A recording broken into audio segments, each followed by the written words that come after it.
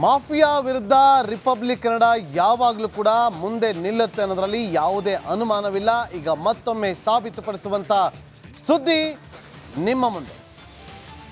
ಮತ್ತೊಮ್ಮೆ republic Kannada versus ಮರಳು mafia. ಮಲೆನಾಡಿನ ಮತ್ತೊಂದು ನದಿ ಬರಿದಾಗ್ತಾ ಇದೆ. ಹಾಡಾಗಲೇ ಎಗ್ಗಿಲ್ಲದೆ ನಡೀತಾ ಇದೆ ಮರಳು ಗಣಿಗಾರಿಕೆ. ಬೇರೆ ರಾಜ್ಯಗಳಿಂದ ಕಾರ್ಮಿಕರನ್ನ ಕರೆತಂದು ಅಕ್ರಮವಾಗಿ ದಂಧೆಯನ್ನ ನಡೆಸಲಾಗ್ತಾ ಇದೆ. ರಿಪಬ್ಲಿಕ್ ಕನ್ನಡ ಕ್ಯಾಮೆರಾ ಕಂಡು ಪೇರಿಕಿತ್ತಂತಹ ದಂಧೆಕೋರರು. ಮತ್ತೊಮ್ಮೆ ರಿಪಬ್ಲಿಕ್ ಕನ್ನಡ ವರ್ಸಸ್ ಮರಳು ಮಾಫಿಯಾ. ಮಲೆನಾಡಿನಲ್ಲಿ ಬರಿದಾಗ್ತಾ ಇದೆ ಮತ್ತೊಂದು ನದಿ. ಶಿವಮೊಗ್ಗದ ಹರಿದ್ರಾವತಿ ನದಿಯ ಒಡಲಿಗೆ ಕನ್ನ ಹಾಕಿದ್ದಾರೆ ದಂಧೆಕೋರರು.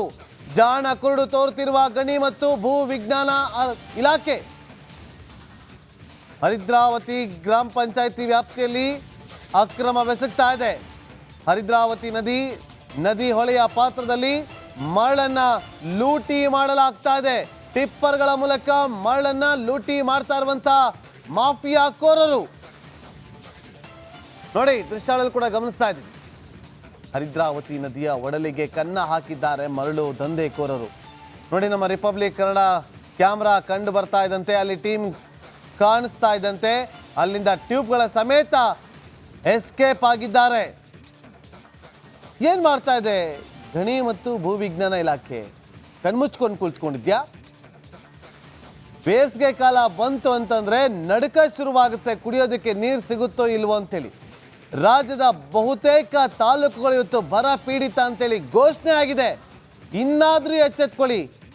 ಇದು 5ನೇ 6ನೇ ಮಾಫಿಯಾವನ್ನು ನಾವು ನಿಮಗೆ ತೋರಿಸ್ತಾ ಇರುವಂಥದ್ದು. ಮಾಧ್ಯಮದವರ ಕಣ್ಣಿಗೆ ಬೀಳುತ್ತೆ, ಸ್ಥಳೀಯ ಅಧಿಕಾರಿಗಳಿಗೆ ಇದು ಕಣ್ಣಿಗೆ ಬೀಳೋದಿಲ್ವಾ? ಸ್ಥಳೀಯ ಅಧಿಕಾರಿಗಳು ಕಣ್ಮುಚ್ಕೊಂಡು ಕುಳಿತುಕೊಂಡಿದ್ದಾರಾ? ಸ್ಥಳೀಯ ಅಧಿಕಾರಿಗಳು ನಿರ್ಲಕ್ಷ್ಯವನ್ನ ತೋರ್ತಿದ್ದಾರಾ? ನಮ್ಮ ಪ್ರತಿನಿಧಿ ಭೀಮಾ ನಾಯಕ್ ಒಂದು ಪ್ರತ್ಯಕ್ಷ ವರದಿಯನ್ನು ಕೊಟ್ಟಿದ್ದಾರೆ, ನೋಡ್ಕೊಂಡು ಬನ್ನಿ.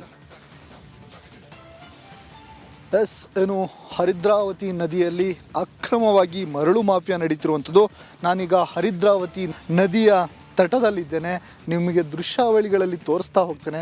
ದೂರದಲ್ಲಿ ನೋಡ್ತಾ ಇರ್ಬೋದು ಮರಳನ್ನು ಏನು ಹರಿದ್ರಾವತಿ ನದಿ ಏನು ಹೊಸನಗರ ತಾಲೂಕಿನಲ್ಲಿ ಹರಿದು ಹೋಗಿರ್ತಕ್ಕಂತಹ ಹರಿದ್ರಾವತಿ ನದಿಯಲ್ಲಿ ಅಕ್ರಮವಾಗಿ ಮರಳನ್ನು ತೆಗಿತಿರುವಂಥ ದೃಶ್ಯಾವಳಿಗಳನ್ನು ನಾನು ನಮ್ಮ ಕ್ಯಾಮ್ರಾದಲ್ಲಿ ತೋರಿಸ್ತಾ ಇದ್ದೇನೆ. ಏನೋ ನೋಡ್ಬೋದು ನೀವು, ಅಲ್ಲಿ ಏನು ಬುಟ್ಟಿಗಳಿಂದ ಮೇಲಕ್ಕೆ ತಂದು ಅಲ್ಲಿ ಮರಳನ್ನು ತಂದು ಹಾಕ್ತಾರೆ. ಸಂಜೆ ಆಗ್ತಿದ್ದಂಗೆ ಏನು ಈ ಕಡೆ ನೋಡ್ಬೋದು ನೀವು, ಸಂಜೆ ಆಗ್ತಿದ್ದಂಗೆ ಇಲ್ಲಿ ನದಿಯ ಏನು ತಟವನ್ನು ಒಡೆದು ಒಂದು ವೆಹಿಕಲ್ಗಳು ಬರಲಿಕ್ಕೆ ದಾರಿಯನ್ನು ಮಾಡಿದ್ದಾರೆ. ಈ ಮೂಲಕ ವೆಹಿಕಲ್ಗಳು ಬಂದು ಈಗ ಮರಳನ್ನು ಬೆಳಗ್ಗೆ ಮುಂಜಾನೆಯ ಹೊತ್ತಲ್ಲಿ ಬೆಳಗ್ಗೆ ಮರಳನ್ನು ತೆಗಿತಾರೆ. ಸಂಜೆ ಆಗ್ತಿದ್ದಂಗೆ ವಾಹನದಲ್ಲಿ ಬಂದು ಇಲ್ಲಿ ಈ ರೂಟ್ ಮುಖಾಂತರ ಬಂದು ಸಂಜೆ ಆಗ್ತಿದ್ದಂಗೆ ಇಲ್ಲಿಂದ ಮರಳನ್ನು ಅಕ್ರಮವಾಗಿ ಸಾಗಿಸಲಾಗ್ತಿದೆ. ಹೀಗೆ ಪ್ರತಿನಿತ್ಯವೂ ಏನು ಹರಿದ್ರಾವತಿ ನದಿಯ ಒಡಲನ್ನು ಅಕ್ರಮವಾಗಿ ಮರಳು ಮಾಫಿಯಾ ದಂಧೆಕೋರರು ಬಗೆತಿರುವಂಥದ್ದು.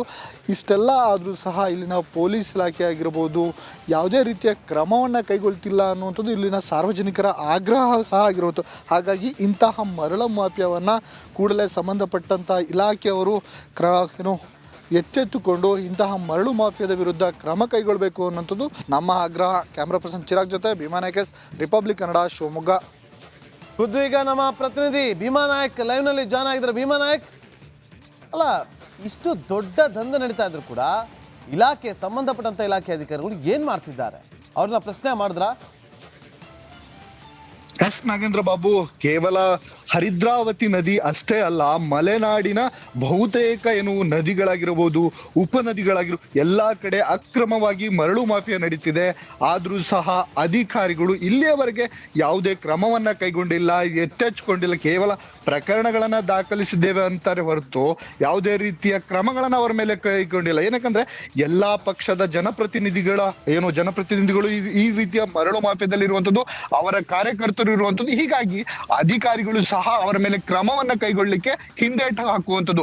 ಏನು ಹರಿದ್ರಾವತಿ ನದಿ ಏನಿದೆ, ಇಲ್ಲಿ ವಿಶೇಷವಾಗಿ ನಾವು ಗಮನಿಸಬೇಕಾಗಿರುವಂತದ್ದು ಅರಣ್ಯ ಇಲಾಖೆ ಒಂದೇ ಒಂದು ಸಣ್ಣ ಕಡ್ಡಿಯನ್ನ ಕಡಿದ್ರೆ ಸಹ ಪ್ರಶ್ನೆ ಮಾಡುತ್ತೆ. ಆದ್ರೆ ಅದೇ ಹರಿದ್ರಾವತಿ ನದಿಯ ಏನು ಒಡಲೇನಿದೆ ಅಲ್ಲಿ ಮೇಲ್ಭಾಗದಲ್ಲಿ ಅರಣ್ಯದಲ್ಲಿ ಏನು ಬೇರೆ ರಾಜ್ಯಗಳಿಂದ ಛತ್ತೀಸ್ಗಢ, ಒಡಿಸ್ಸಾ, ಬಿಹಾರ ಈ ಬೇರೆ ಬೇರೆ ರಾಜ್ಯದಿಂದ ಕಾರ್ಮಿಕರನ್ನ ಕರೆತಂದು ಅಲ್ಲಿ ಶೆಡ್ ಅನ್ನ ನಿರ್ಮಿಸಲಾಗಿದೆ. ಏನು ಅರಣ್ಯ ಭಾಗದಲ್ಲಿ ಶೆಡ್ ಅನ್ನ ನಿರ್ಮಿಸಿ ಅಲ್ಲಿ ಆ ಕಾರ್ಮಿಕರಿಂದ ಬೆಳಗ್ಗೆಯಿಂದ ಸಂಜೆವರೆಗೂ ಮರಳು ಮಾಫಿಯಾವನ್ನ ಅಂದ್ರೆ ಮರಳನ್ನ ತೆಗಿತಾರೆ.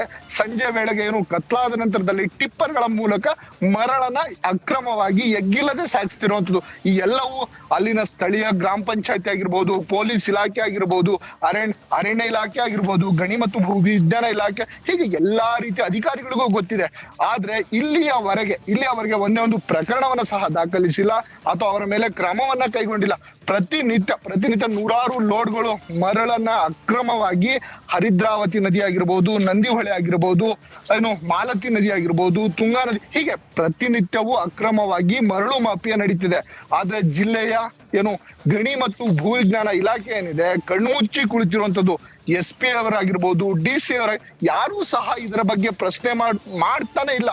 ಪ್ರಶ್ನೆ ಮಾಡೋದಾಗ್ಲಿ ಅವರ ಮೇಲೆ ಪ್ರಕರಣ ದಾಖಲಿಸೋದಾಗಿರ್ಬೋದು ಅಥವಾ ಮರಳನ್ನ ಲೂಟಿ ಮಾಡ್ತಿರೋರನ್ನ ಅವ್ರನ್ನ ಬಂಧಿಸುವ ಕೆಲಸವಂತೂ ಇಲ್ಲಿಯವರೆಗೆ ಆಗಿಲ್ಲ. ಹಾಗಾಗಿ ಬೇರೆ ರಾಜ್ಯಗಳಿಂದ ಕಾರ್ಮಿಕರನ್ನ ಕರೆತಂದು ಇಲ್ಲಿಯ ಮರಳು ಮಾಫಿಯನ್ನ ಅಥವಾ ಇಲ್ಲಿಯ ನದಿಗಳ ಒಡಲನ್ನ ಮರಳು ಮಾಫಿಯಾದ ದಂಧೆಕೋರರು ದೋಚುತ್ತಿರುವಂತದ್ದು. Nagendra Babu. Okay, thank you Bhima Nayak, ನಿಮ್ಮೆಲ್ಲ ಮಾಹಿತಿಗಾಗಿ. ನೋಡಿ, ಮರಳು ಮಾಫಿಯಾ ಎಲ್ಲೆಲ್ಲಿ ನಡೀತಾ ಇದೆ ಅಲ್ಲಿ ರಿಪಬ್ಲಿಕ್ ಕನ್ನಡ ಟೀಮ್ ತೆರಳಿ ವರದಿಯನ್ನ ಮಾಡ್ತಾ ಇದೆ. ಇಲ್ಲಿಯವರೆಗೂ ಕೂಡ ಅನೇಕ ಮರಳು ಮಾಫಿಯಾ ವಿರುದ್ಧ ನಿಂತಿರುವಂತ ಏಕೈಕ ಚಾನಲ್ ಅಂದ್ರೆ ಅದು ನಿಮ್ಮ ರಿಪಬ್ಲಿಕ್ ಕನ್ನಡ. ಅಧಿಕಾರಿಗಳು ಕ್ರಮವನ್ನ ತೆಗೆದುಕೊಳ್ತಾ ಇಲ್ಲ. ಇಲಾಖೆಯ ಸಂಬಂಧಪಟ್ಟಂತ ಅಧಿಕಾರಿಗಳು ಕಣ್ಮುಚ್ಕೊಂಡು ಕೂತ್ಕೊಂಡಿದ್ದಾರೆ. ಗಣಿ ಮತ್ತು ಭೂ ವಿಜ್ಞಾನ ಇಲಾಖೆಯ ಸಚಿವರೇ, ದಯವಿಟ್ಟು ನಿಮ್ಮ ಅಧಿಕಾರಿಗಳಿಗೆ ಒಂದು ಸಂದೇಶವನ್ನ ಕೊಡಿ.